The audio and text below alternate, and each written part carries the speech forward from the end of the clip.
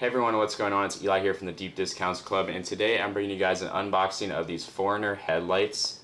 These are LED headlights, and the type is Q36B007.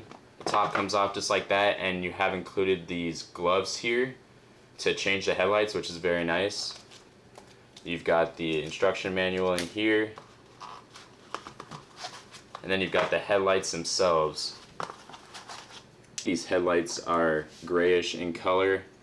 You can see the LED panels right there on either side. And you've also got this mini fan at the top of each headlight that will basically cool off the headlights as they're being used. So you don't need any external kind of fan to cool these. You've got this red seal here that makes sure no water or none of the elements get into these headlights. And on the back of them you've got the plug to plug in the headlights. So overall, these feel nice and durable construction. I really like this innovation here with just having the fan at the top. I've seen them in the past where the fan's in the back and it kind of gets in the way of other components under the hood of your car. Also, these gloves are a nice touch. It allows you not to get your hands dirty from underneath the hood of your car because you probably have oil, you probably have dirt in there. Thanks for watching.